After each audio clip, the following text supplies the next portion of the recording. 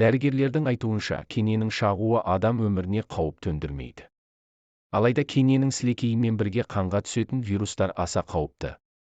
Оның салдарынан адам кенелік энцефалит және Конго-Қырым геморрагиялық безгегін жұқтыруы мүмкін. Қауіпті жәндік жиі кездесетін жерлер: Жамбыл, Қызылорда, Алматы, Павлодар, Түркістан, Шығыс Қазақстан облыстарында көктем-жаз айларында кенелер жиі кездеседі.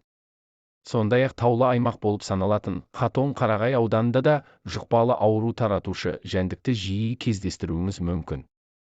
Кене шаққан кездегі басты белгілер: Кене шаққан кезде адамның басы қатты ауырып, дене қызуы 37-39 градусқа дейін көтерілуі мүмкін. Тіпті дене қалтырап, тері бөртіп қызаруы да мүмкін. Сондай-ақ бұлшықет ауырып, адамның тыныс алуы қиындайды. Адамның тамаққа деген тәбеті жоғалып, жиі шаршайды. Кене шақса, не істеу керек? Дәрігерлердің айтуынша, кененің негізгі қорегі қан.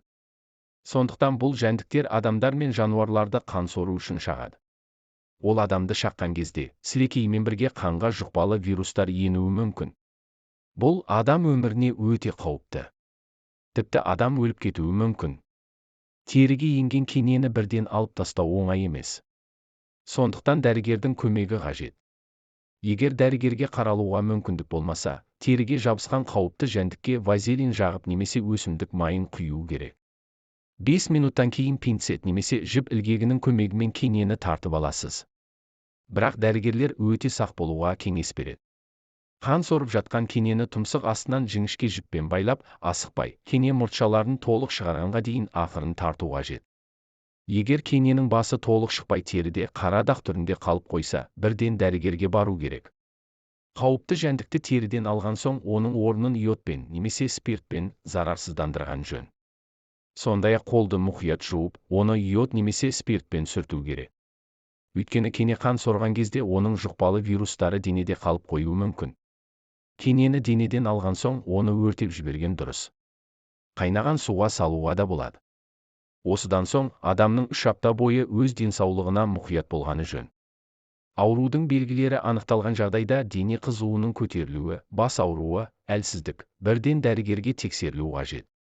Мамандар кене алатын құралды тиквестер деп атайды.